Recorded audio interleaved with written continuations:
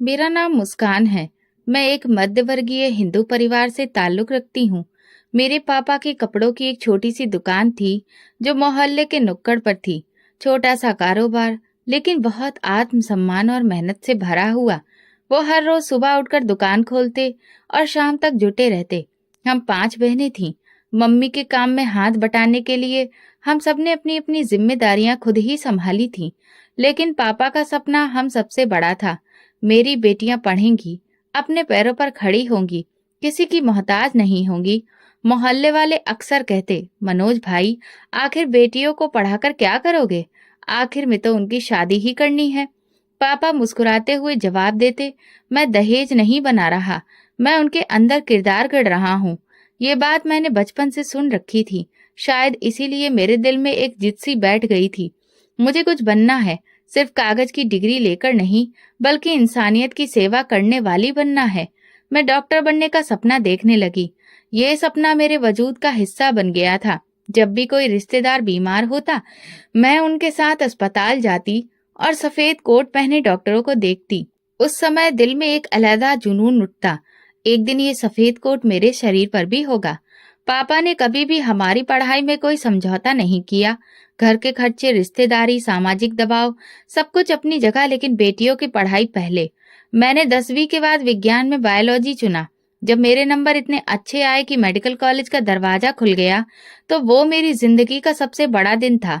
पापा ने मम्मी से कहा था, आज मेरी मेहनत रंग लाई है, मेरी बेटी अब दूसरों की जान बचाएगी। मेडिकल कॉलेज का दौर ऐसा था जब मैंने सिर्फ पढ़ाई नहीं सीखी, जिंदगी की हकीकतें भी समझी। मुझे एहसास हुआ सिर्फ किताबों का ज्ञान काफी नहीं होता, दर्द को महसूस करना और समझना भी जरूरी होता है। कॉलेज के 5 साल मैंने पूरी लगन से अपने ख्वाब को पूरा करने में लगाए। फिर आया इंटर्नशिप का दौर। मैं एक बड़े अस्पताल में ट्रेनिंग कर रही थी। यहीं मेरी मुलाकात हुई डॉक्टर रेयान से।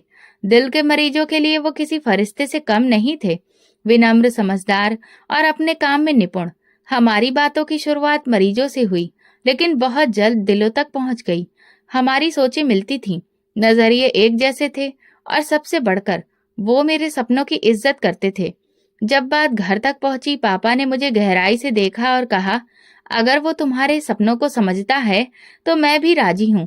और यूं ही मेरी शादी डॉक्टर रेयान से हो गई। एक डॉक्टर और एक पत्नी के रूप में मेरी जिंदगी एक नई राह पर चल पड़ी। हम शहर में रहते थे और हमारे 2 बच्चे हुए, एक प्यारी सी बेटी और एक बेटा। जिंदगी पूरी लगती थी। माँ बाप की दुआएं, बच्चों की हंसी और मरीजों की शुक्रगुजारी। ऐसा लगता था भगवान ने दिल खोलकर सब कुछ दे दिया।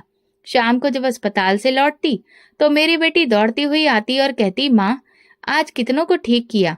मैं मुस्कुराकर कहती, जितनों को तुम अपनी हंसी से ठीक कर सकती हो, उनसे थोड़े ही कम। लेकिन ये कहानी यहीं खत्म नहीं होती। असल इम्तिहान तो अभी बाकी था। ख्वाब देखना आसान होता है, उन्हें पाना भी मुमकिन, लेकिन उनकी कीमत चुकाना सबसे कठिन होता है। मैंने एक शांत और संजीव जिंदगी का सपना देखा था। वो मुझे मिल भी गई, लेकिन मुझे नहीं पता था कि जिंदगी के किसी मोड़ पर मैं एक ऐसा फैसला लूंगी जो मुझे अंदर से तोड़ देगा, जो मेरी आत्मा पर बोझ बन जाएगा। एक दिन अस्पताल से एक लेटर आया, डॉक्टर मुस्कान, आपकी अगली तैनाती पास के गांव के प्राथमिक स्वास्थ्य केंद्र में की जा रही है। मैं कुछ पल चुप रही। ये कोई साधारण तबादला नहीं था, महीनों का कार्यकाल था। गांव शहर से बस 5 किलोमीटर दूर था, लेकिन फर्क था सोच का, संसाधनों का और व्यवस्थाओं का। रियांस ने कहा, अगर चाहो तो हम एडमिनिस्ट्रेशन से बात कर सकते हैं, तुम्हें शहर में ही रहना चाहिए। मैंने जवाब दिया, शायद मेरी जरूरत वहां ज्यादा है। गांव का अस्पताल मिट्टी और ईंटों का बना था। दरख्तों की छांव में, धूल उड़ते आंगन में एक थका हुआ सा माहौल था। अमला बस जैसे किसी जिम्मेदारी को निभा रहा था, बिना किसी उत्साह के। मैंने मरीजों से बात की, वार्ड का जायजा लिया। जो बात मुझे सबसे ज्यादा चौंकाने वाली लगी वो था मरीजों का रवैया। खासकर महिलाएं ज्यादातर दबकर बोलती थीं, कुछ तो खुद बोल ही नहीं पाती थीं। उनके पति या सास उनके दर्द और लक्षण बताते थे। मैंने एक दिन एक नौजवान महिला से नरमी से पूछा, कुछ तकलीफ है? उससे पहले कि वो कुछ कहे, उसकी सास बोल पड़ी, डॉक्टरनी, बस दुआ करो बेटा हो। पिछली बार भी लड़की हुई थी। मैं सन्न रह गई। तो क्या बेटी होना कोई बीमारी है? सास की निगाहें झुक गईं, लेकिन फिर वही जवाब, अगर बेटा नहीं हुआ तो ससुराल में इज्जत नहीं रहेगी। ये बात रोज सुनने को मिलती। बेटा चाहिए वरना ताने मिलेंगे।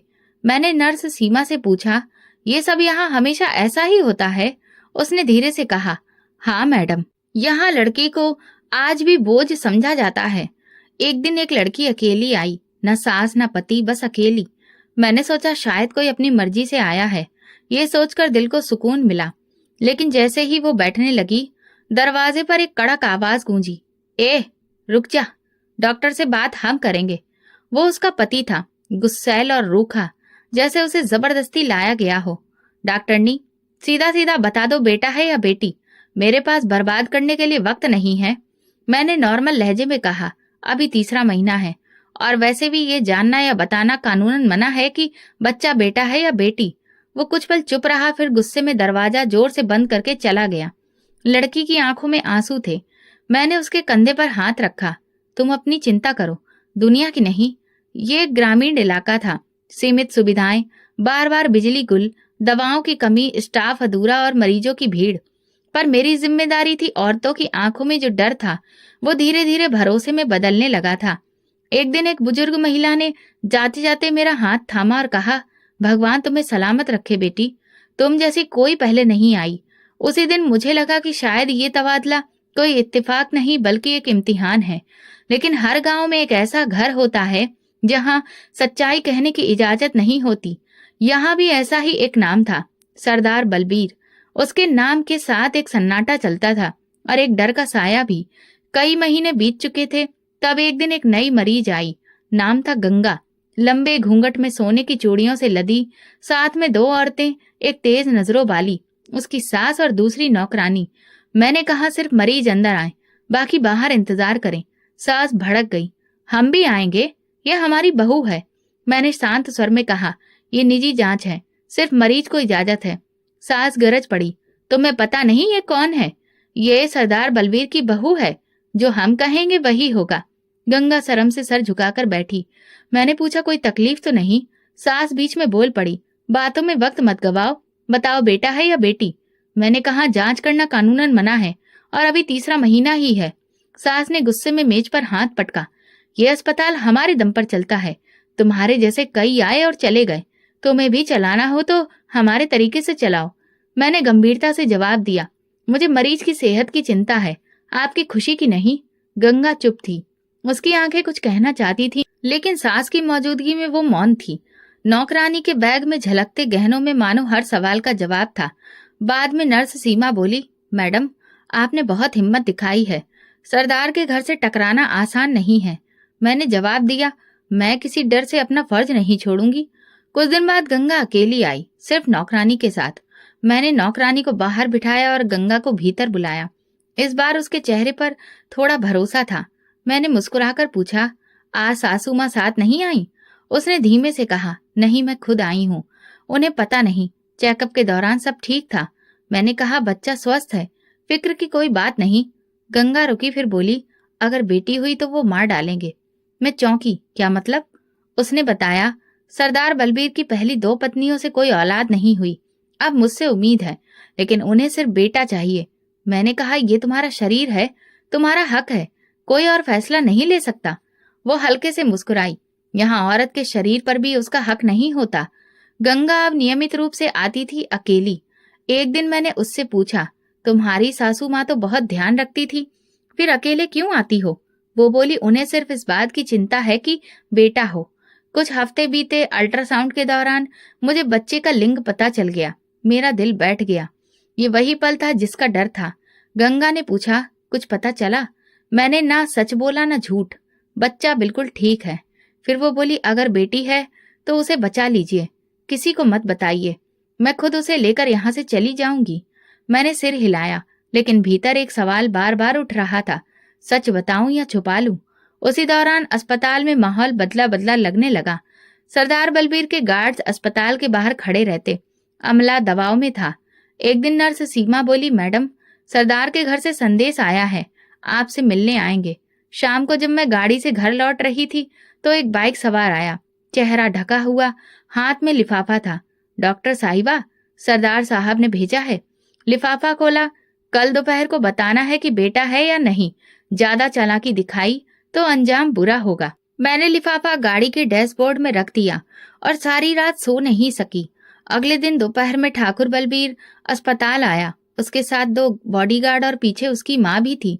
मेरी ओपीडी में दाखिल होते ही उसने सीधा सवाल किया, बता दो बेटा है या नहीं। मैंने फाइल बंद कर दी। मैं नहीं बता सकती, ये कानूनन भी गलत है और नैतिक रूप से भी। उसकी माँ आगे बढ़ी, डॉक्टरनी, तुम्हें शायद अपनी हैसियत का अंदाजा नहीं। इस अस्पताल की ईंट से ईंट बजा सकते हैं हम। मैंने कहा, यह अस्पताल है, किसी की जागीर नहीं। ठाकुर ने मेज पर हाथ मारा, बहुत बोलती हो तुम, संभाल लो खुद को, वरना जुबान हमेशा के लिए बंद कर देंगे।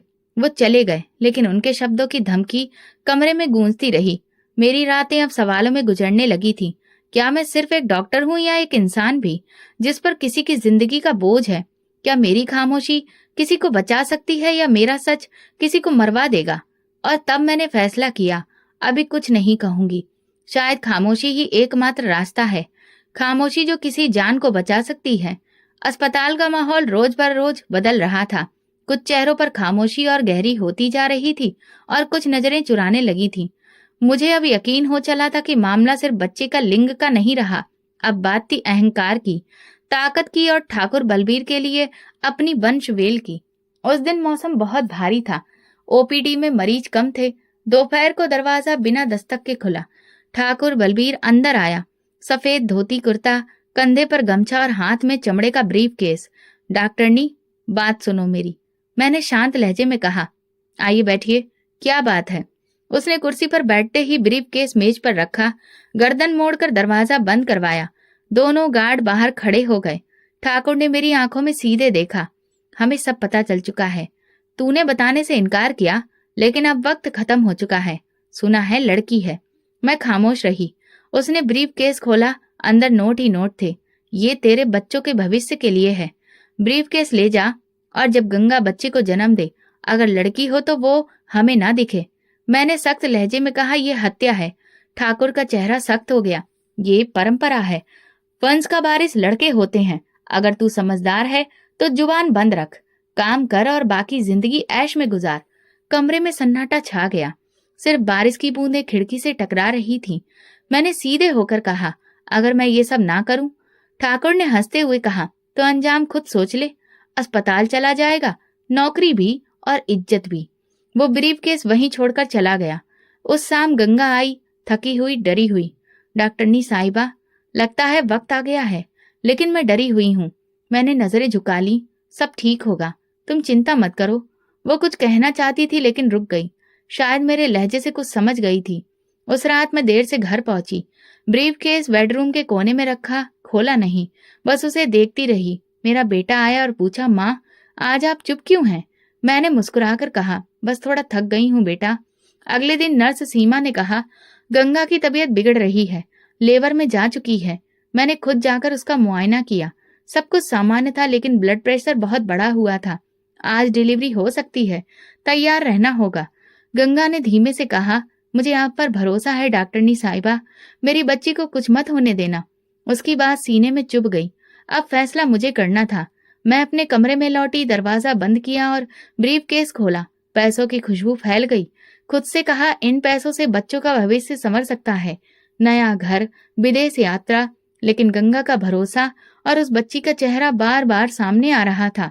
आखिरकार मैंने ब्रीफ केस बंद किया और खुद से कहा, फिलहाल ठाकुर से कहती हूँ, हाँ सब हो जाएगा। मैंने ठाकुर को फोन किया, आपकी शर्त मंजूर है। उसने सिर्फ इतना कहा, समझदार औरत को हम कभी खाली हाथ नहीं लौटाते। फोन बंद हुआ और मेरे भीतर तूफान शुरू हो गया।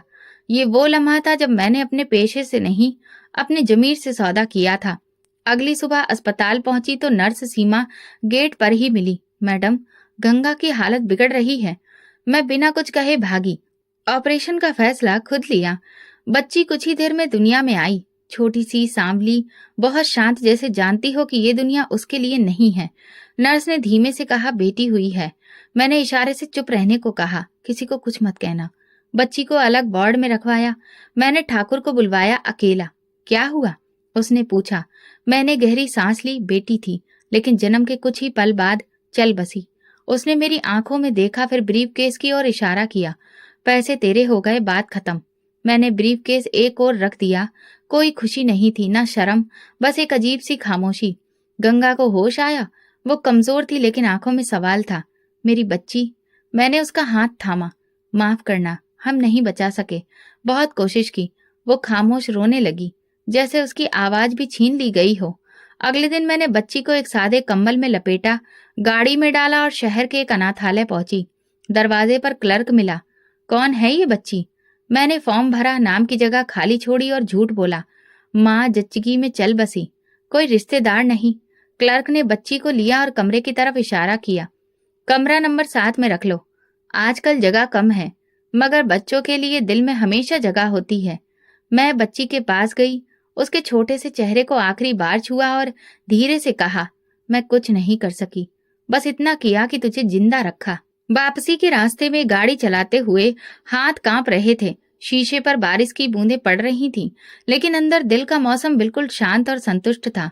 मेरा पति मुझसे ज्यादा सवाल नहीं करता था। उसे मेरे इस तरह से पेश आने की वजह मालूम थी। अगले दिन अस्पताल में सब कुछ सामान्य था। नर्सें गंगा की देखभाल कर रही थी। वार्ड में खामोशी थी और बलबीर का दबाव अब खत्म हो गया था। नर्स सीमा मेरे पास आई। मैडम, आपने बहुत समझदारी से सब संभाल लिया। मैंने उसकी ओर देखा। ये समझदारी नहीं, मजबूरी थी। सीमा ने धीरे से कहा, कम से कम बच्ची तो बच गई। मैंने सिर हिला दिया, लेकिन दिल में सवाल गूंज रहा था, क्या वाकई बच गई या एक माँ से छीन ली गई? गंगा अब चुप रहने लगी थी। वो किसी से बात नहीं करती, बस शून्य में देखती रहती। उसके कमरे में मैं अक्सर चुपचाप जाकर बैठ जाती, बिना कुछ कहे। मुझे पता था अब ये झूठ हमेशा मेरे साथ रहेगा। मैंने बच्ची को जिंदा रखा, लेकिन उसकी माँ को मार डाला, शायद खुद को भी। पिछले कुछ दिन जैसे भारी पत्थरों की तरह मेरे कंधों पर लदे थे, लेकिन अब लग रहा था सब संभल गया है। बलबीर संतुष्ट, गंगा शांत, अस्पताल स्थिर, और मैं खुद को एक सफल डॉक्टर समझ रही थी। वो ब्रीफकेस अब मेरे स्टडी रूम की अलमारी पर रखा था। खोलने की जरूरत नहीं पड़ी, लेकिन दिल को तसल्ली थी कि अगर कभी कुछ हुआ तो पैसे सुरक्षित हैं। उस दिन अस्पताल से जल्दी निकली। गाड़ी में बैठते ही बेटे को फोन किया। माँ आ रही है, कुछ चाहिए? उसने कहा, माँ जल्दी आओ, बहन अकेली खेल रही है, आपको याद कर रही थी। मेरा दिल धीरे से धड़का। एक माँ के जज्बात जागे। रास्ते में बच्चों की पसंदीदा आइसक्रीम, बिस्किट और एक छोटा सा तोहफा लिया। मन बहुत खुश था। आज उनके साथ समय बिताऊंगी। घर पहुंची तो अजीब सी खामोशी थी। ना कोई हंसी, ना आवाज, ना ही कदमों की आहट। दरवाजा खोलते ही बेटा दौड़ता हुआ आया, आंखों में आंसू, कपड़े मिट्टी से भरे हुए। माँ, बहन सीढ़ियों से गिर गई। मेरे हाथ से सब कुछ छूट गया। झुककर बेटे को थामा। कहाँ है वो? वो मुझे कमरे में ले गया। बेटी जमीन पर बेहोश पड़ी थी। माथे से खून बह रहा था। सांसें धीमी थीं। मेरी ट्रेनिंग, मेरी हिम्मत, मेरी काबिलियत सब गायब हो चुकी थी। एक माँ रह गई थी जो अपनी बेटी को सीने से लगाकर बस चीख रही थी, आंखें खोलो बेटा, माँ आ गई है। पड़ोसियों ने मदद की, गाड़ी में डाला, अस्पताल पहुंचाया। इमरजेंसी में हर संभव प्रयास किया गया, लेकिन डॉक्टर ने बस एक वाक्य कहा, बहुत खून बह चुका था, दिमाग में चोट थी, हम नहीं बचा सके। समय रुक गया। मैं कुर्सी पर बैठ गई, जैसे जमीन खिसक गई हो। मेरी नन्ही सी बेटी जो सुबह कह रही थी कि शाम को मुझे अपना नया डांस दिखाएगी, अब सफेद चादर में लिपटी हुई थी। उस दिन ना बारिश थी ना अंधेरा, लेकिन मेरे दिल में तूफान था। मैंने बेटी को गोद में उठाया और पहली बार खुद से नफरत की। शाम को सब लौट गए। मैं उसके कमरे में गई। उसकी छोटी छोटी चीजें, खिलौने, किताबें सब वहीं थे, बस वो नहीं थी। बिस्तर के कोने पर उसकी गुड़िया पड़ी थी, जिस पर उसने 2 दिन पहले नई चोटियां बांधी थी। हाथ कांपने लगे। अलमारी से ब्रीफ केस निकाला, जमीन पर फेंक दिया। करेंसी के नोट बिखर गए, पर मुझे लगा जैसे ये खून से सने हुए हों। रियांश, जो दिन भर ड्यूटी पर थे, रात को आए। मेरी आंखों में देखकर बोले, क्या हुआ मुस्कान, तुम अंदर से टूट चुकी हो? मैंने कोई जवाब नहीं दिया, बस वही एक बात दोहराई, भगवान ने मुझसे मेरी बेटी वापस ले ली। उन्होंने पूछा, तुम खुद को दोष क्यों दे रही हो? मैंने आंखें बंद कर ली, क्योंकि शायद मैंने किसी और की बेटी छीन ली थी। अगली सुबह अस्पताल जाने का मन नहीं हुआ, लेकिन जाना पड़ा। सीमा ने कहा, मैडम, गंगा की तबीयत अब थोड़ी बेहतर है, लेकिन वो बहुत चुप हो गई है। मैं चुप रही, कुछ नहीं कहा। कमरे में गई, गंगा लेटी हुई थी। उसकी निगाहें खिड़की से बाहर थीं। मुझे देखकर कुछ पल चुप रही, फिर धीरे से बोली, कभी कभी लगता है मेरी बेटी जिंदा थी, कोई उसे मुझसे छीन कर ले गया। मेरे कदम जैसे जमीन में धंस गए। मैंने मुंह मोड़ लिया। तुम्हें आराम की जरूरत है, ज्यादा मत सोचो। वो बोली, डॉक्टर मुस्कान, अगर आप भी माँ हैं तो समझ सकती हैं ना, वो खालीपन, वो चुप्पी, वो क्यों है। मैंने उसके सिर पर हाथ रखा। समय हर घाव भर देता है, लेकिन मेरे दिल ने उसी वक्त कहा, हर घाव नहीं, कुछ सारी उम्र रिश्ते हैं। उस रात मैं अनाथालय के बाहर खड़ी थी। अंधेरे में वो इमारत किसी गवाह की तरह मेरे सामने खड़ी थी। दरवाजा खोला, भीतर गई। रिसेप्शन पर बैठा आदमी बोला, जी मैडम। मैंने बस इतना कहा, बच्ची की खैरियत जानने आई हूँ। वो भीतर गया, फिर लौट कर बोला, वो बच्ची बिल्कुल ठीक है, हंसती है, खेलती है, लेकिन जब कोई माँ की बात करता है तो चुप हो जाती है। मैंने कहा, बस इतना ही काफी है। गाड़ी में बैठकर मैंने आंखें बंद कर ली। एक तरफ मेरी बेटी मिट्टी में थी और दूसरी तरफ वो बच्ची जिंदा थी, पर माँ के बिना। मुझे इंसाफ की ताकत पर यकीन था। किताबों में पढ़ा था, पर आज उसे जी रही थी। दिन बीतते जा रहे थे, लेकिन मेरे भीतर एक चीज नहीं बदली, वो खालीपन जो मेरी बेटी के जाने के बाद जड़ पकड़ चुका था। हर सुबह जब घर से निकलती, मेरा बेटा पीछे से आवाज देता, मम्मी आज जल्दी वापस आ जाना, ठीक है। मैं मुस्कुराकर सिर हिला देती, लेकिन दिल कहता, क्या वाकई लौट आने से सब कुछ ठीक हो जाएगा। उस दिन जब अस्पताल पहुंची तो सीमा ने कहा, गंगा इन दिनों बहुत कमजोर हो गई है, क्या आप मिलना चाहेंगी। मैंने सिर हिलाया। कुछ देर बाद उसके कमरे में पहुंची। वो खिड़की के पास बैठी थी, गोद में गीता रखी थी, लेकिन निगाहें कहीं और थीं। मैंने धीरे से पूछा, क्या पढ़ रही हो। उसने जवाब दिया, दिल को सुकून देने के लिए पढ़ती हूँ, लेकिन कुछ असर नहीं होता। मैंने कुर्सी खींचकर उसके सामने बैठते हुए कहा, दिल का सुकून यूं ही नहीं आता। गंगा ने मेरी तरफ देखा, क्या आपको सुकून मिला। ये सवाल मेरे दिल में गूंज उठा, जैसे किसी ने आत्मा की दीवार पर पत्थर मारा हो। मैंने नजरें चुरा ली। मैं भी सुकून की तलाश में हूँ। उस रात मैंने स्टडी में जाकर ब्रीफ केस दोबारा खोला। नोट वैसे ही करीने से रखे थे, साफ, कीमती और बिल्कुल बेजान।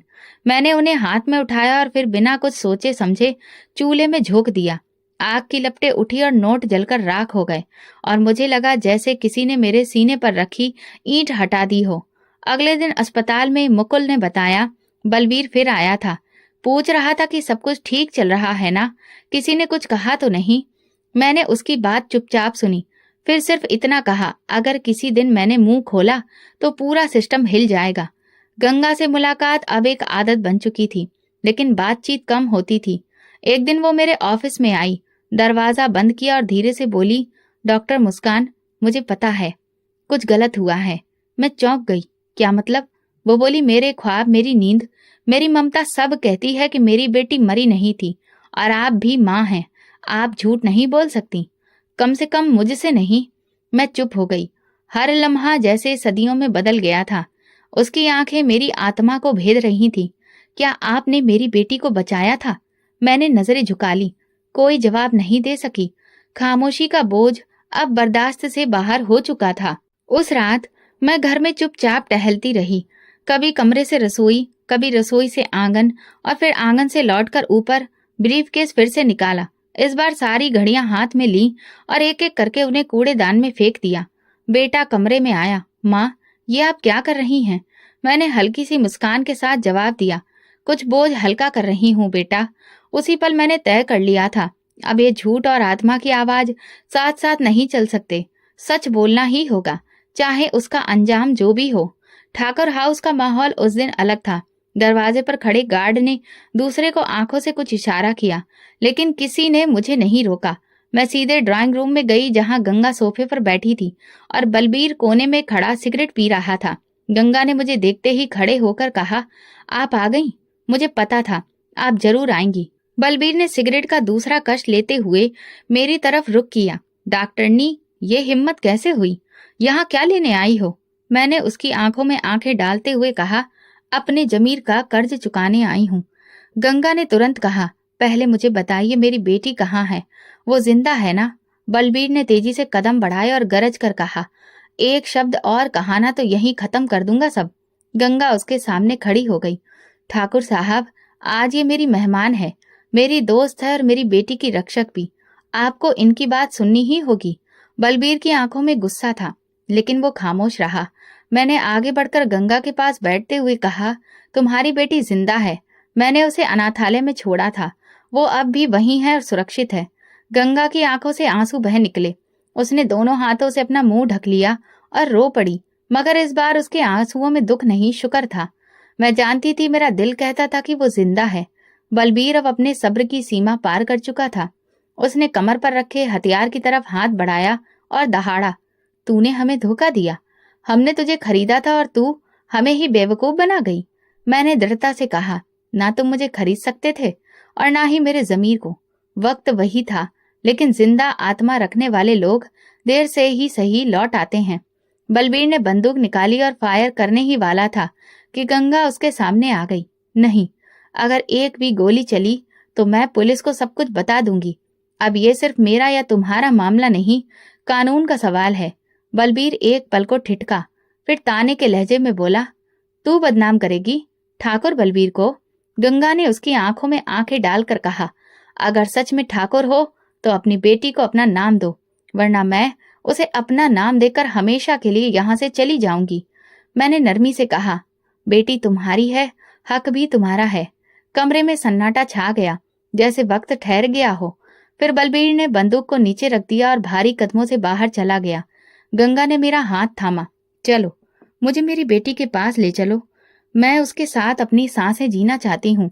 हम गाड़ी में बैठे। पूरे रास्ते गंगा चुप रही। उसके हाथ प्रार्थना की मुद्रा में जुड़े थे, जैसे दुआ मांग रही हो।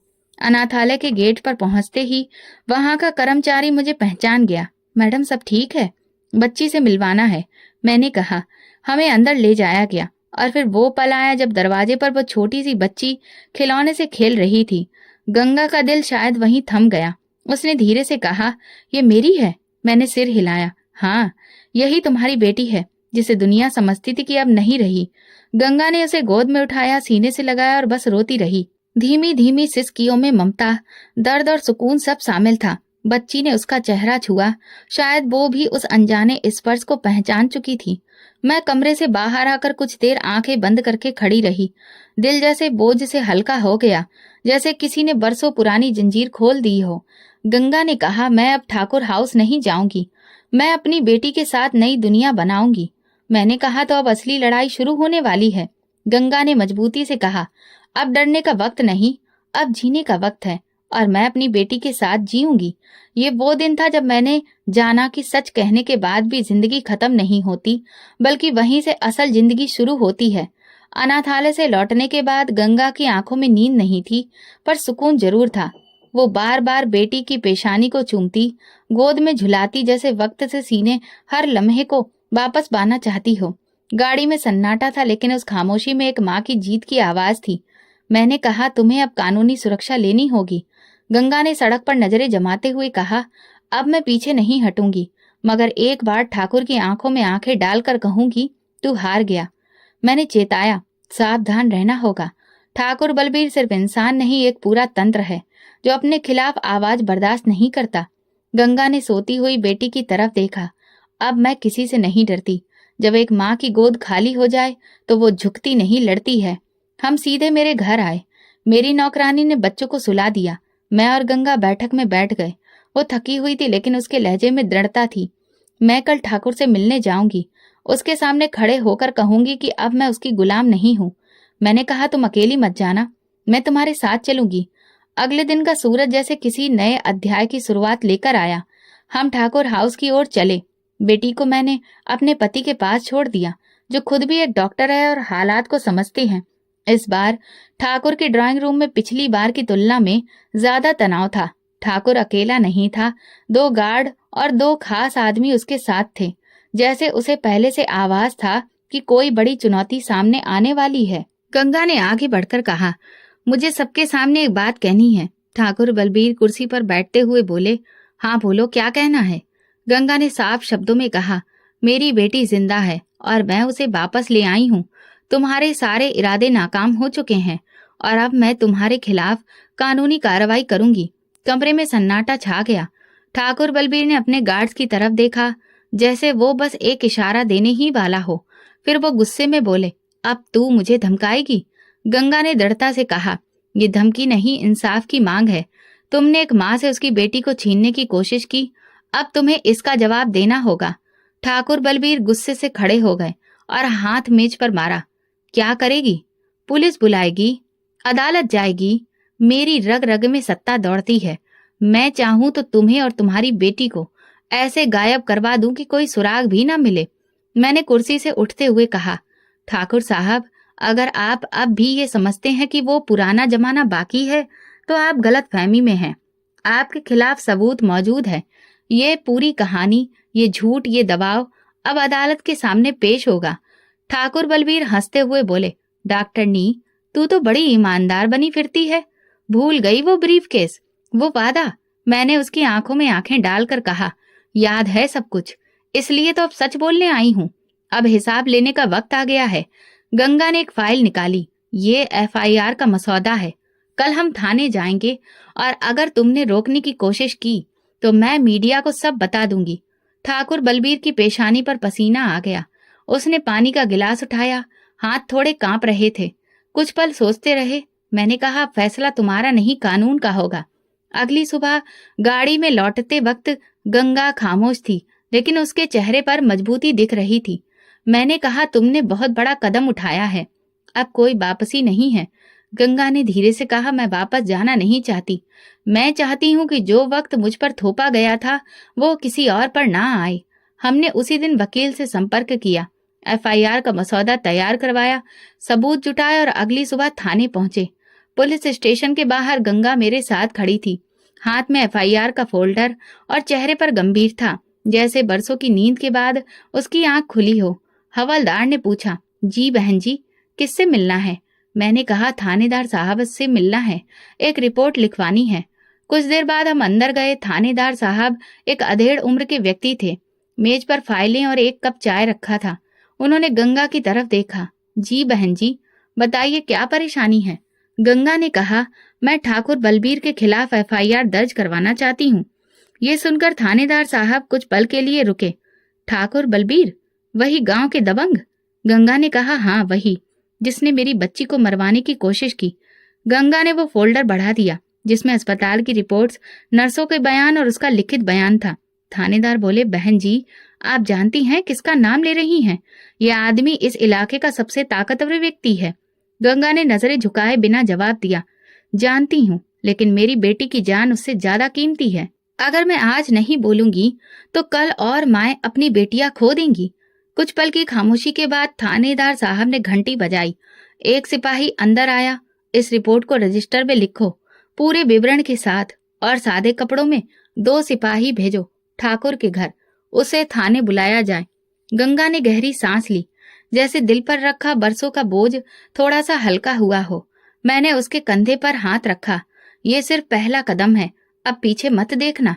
दोपहर को गांव में खबर फैल गई थी। ठाकुर बलबीर के घर के बाहर लोग जमा होने लगे। कोई सुनने आया था, कोई देखने। जब ठाकुर को सम्मन मिला तो वो हंसा, पुलिस मुझे गिरफ्तार करेगी। लेकिन जैसे ही 2 कांस्टेबल अंदर आए और साथ चलने को कहा, वो कुछ पल को चुप हो गया। किस इल्जाम में?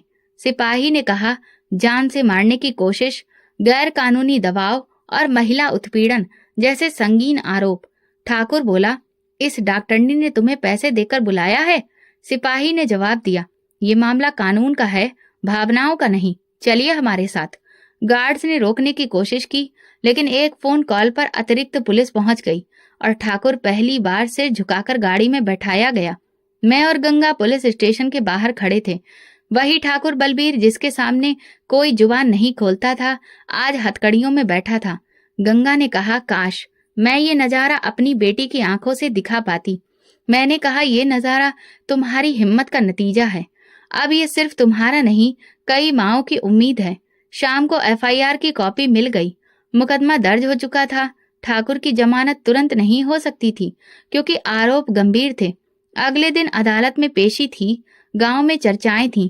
कोई कह रहा था बदनामी हो गई ठाकुर की, कोई कह रहा था कानून अब जाग गया है, लेकिन ज्यादातर लोग चुप थे।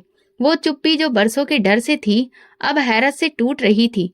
उस रात गंगा और उसकी बेटी मेरे घर रुकी। रात के खाने पर जब गंगा ने बेटी के माथे पर हाथ फेर कर कहा, ये घर अच्छा है बेटी, क्योंकि यहाँ पर सच बोला जाता है। मैंने दरवाजे पर खड़े होकर बाहर की ओर देखा। हवा में एक बदलाव था, वो बदलाव जिसकी शुरुआत किसी बड़ी अदालत से नहीं, एक माँ के दिल से हुई थी। गांव के वही कच्चे रास्ते, वही अस्पताल, वही चेहरों की कतार, लेकिन अब हर चीज बदली हुई महसूस हो रही थी। ठाकुर बलबीर की गिरफ्तारी के बाद माहौल जैसे किसी भारी बोझ से आजाद हो गया था। लोग खुलकर बातें करने लगे थे। नर्सें पहले से ज्यादा आत्मविश्वास के साथ काम कर रही थीं, और सबसे महत्वपूर्ण बात, अब मरीजों को रिश्तों और जान पहचान की जगह उनकी बारी के अनुसार इलाज मिलने लगा था। मैं अस्पताल के छोटे से कमरे में बैठकर फाइलों को क्रम से लगा रही थी। दीवार पर लगी घड़ी जैसे रुक रुक कर चल रही थी। हर टिक टिक मेरे अंदर की खामोशी को और गहरा कर रही थी। गंगा और उसकी बेटी अब शहर के एक सुरक्षित स्थान पर थी। कानून ने उनकी सुरक्षा का वादा किया था और मुकदमा अब भी चल रहा था। नर्स सीमा अंदर आई। मैडम, एक नया पत्र आया है, शायद तबादले से संबंधित है। मैंने लिफाफा खोला। तबादले की मंजूरी थी। अब मुझे वापस शहर के मुख्य अस्पताल भेजा जा रहा था। कागज को हाथ में लिए मैं कुछ देर चुपचाप बैठी रही, फिर धीमे से सीमा से कहा, यह अस्पताल अब तुम्हारे हवाले है। अब सच को संभालने की जिम्मेदारी तुम्हारी है। सीमा ने मुस्कुराकर कहा, आपने हमें सिखा दिया कि डरना नहीं है, झुकना नहीं है। हम सबको आप पर गर्व है मैडम। मैंने हल्के से सिर हिलाया, लेकिन दिल में अभी भी कुछ अधूरा था। शाम को अस्पताल से निकलते हुए मैं उस कमरे की ओर गई जहां गंगा पहली बार जांच के लिए आई थी। बिस्तर खाली था, खिड़की से सूरज ढल रहा था। एक पल के लिए ऐसा लगा जैसे वक्त ने अपना पूरा चक्र पूरा कर लिया हो। गाड़ी में बैठकर मैं सीधे शमशान घाट के पास गई, जहां मेरी बेटी की अस्थियां विसर्जित की गई थीं। वहीं पास में एक पुराना पीपल का पेड़ था, उसके नीचे बस एक सादा सा पत्थर। मैं वहीं बैठ गई। हाथों में कुछ नहीं था, जुबान पर कोई शब्द नहीं, बस एक मौन प्रार्थना। मैं जानती हूँ तुम उस वक्त चली गई थी जब मैं खुद को सबसे सफल समझ रही थी, लेकिन शायद तुम मुझे बताना चाहती थी कि असली सफलता क्या होती है। मैंने अपनी गलती को सच्चाई से बदला, किसी और की बेटी को जीवन दिया। क्या ये काफी है? हवा में हल्की सी नमी थी। पास से गुजरती एक महिला ने सिर झुकाकर कहा, डॉक्टर साहिबा, हम सब आपकी लंबी उम्र की दुआ करते हैं। भगवान ने आपको बहुत महान कार्य के लिए चुना है। मैंने उसकी ओर देखा और बस मुस्कुरा पाई। अगले दिन मैंने सुबह वो ब्रीफ केस निकाला जो सालों से बंद पड़ा था। उसमें रखे सारे नोट निकाले, बिना गिने हुए उन्हें जला दिया था। आग की लपटें उठती थीं और जल्दी हुई मुद्रा की गंध राख में बदल गई थी, और मेरे भीतर कुछ जैसे टूट गया था। मेरा बेटा पास आकर बोला, मम्मी ये क्या कर रही हो? मैंने कहा, अपनी बेटी के लिए जो बोझ रखा था वो हल्का कर रही हूँ। शहर वापसी का दिन आ गया था। मैंने पुराने कमरे की चाबी नर्स सीमा को सौंपी। ये चाबी अब तुम्हारे हाथ में है, इसे कभी झूठ के लिए इस्तेमाल मत होने देना। सीमा की आंखों में आंसू थे। वादा है मैडम। शहर लौटकर मैंने फिर से अस्पताल ज्वाइन किया, लेकिन इस बार मेरे अंदाज में एक स्थिरता थी। ना कोई जल्दबाजी, ना कोई दिखावटी सफलता का नशा। मैं अब हर मरीज को सिर्फ शरीर से नहीं, दिल से भी समझने लगी थी। गंगा ने एक दिन मुझे फोन किया, मेरी बेटी बार बार आपका नाम लेती है, उसके लिए आप सिर्फ डॉक्टर नहीं हो। मैंने कहा, मुझे उसके लिए कुछ करना है। मैं उसकी पढ़ाई का खर्च उठाऊंगी। वो जहां भी रहे मेरी बेटी की जगह लेगी। गंगा कुछ देर चुप रही, फिर बोली, मैंने आपको माफ कर दिया है। जो हुआ उसके बाद आपने जो किया वो कम नहीं था। ये शब्द मेरे लिए काफी थे। मैंने फोन रखकर सजदे में सिर झुकाया। पहली बार दुआ करते हुए मेरे हाथ नहीं कांपे। पहली बार दिल से निकली दुआ ने जुबान को रास्ता दिया। हे प्रभु, मेरा हिसाब तुझसे है, लोगों से नहीं। अगर मैंने प्रायश्चित किया है तो मुझे शांति दे, अगर नहीं किया है तो मुझे और अवसर दे। जिंदगी अब फिर उसी रफ्तार से चल रही थी, लेकिन अब मैं किसी दौड़ में नहीं थी। अस्पताल में जब कोई महिला डरते हुए पूछती, डॉक्टर साहिबा अगर बेटी हुई तो, मैं पूरे विश्वास से कहती, बेटी होगी तो तुम्हारी दुनिया रोशन होगी। और जब वो महिला मुस्कुराकर कहती, आप जैसी बात कोई नहीं करता, तो मेरे भीतर से एक शांत आवाज आती, अब शायद तुम अपने अंतर्मन की अदालत में निर्दोष हो चुकी हो मुस्कान। यही मेरी आखिरी मंजिल थी, प्रायश्चित की। तो दोस्तों, अगर आपको हमारी कहानी पसंद आई हो तो कमेंट करके जरूर बताएं। वीडियो को लाइक करें और ज्यादा से ज्यादा शेयर करें। अगर आप चैनल पर नए हैं तो सब्सक्राइब जरूर करें और नोटिफिकेशन बेल दबाएं ताकि अगली अपडेट सबसे पहले आपको मिले। धन्यवाद।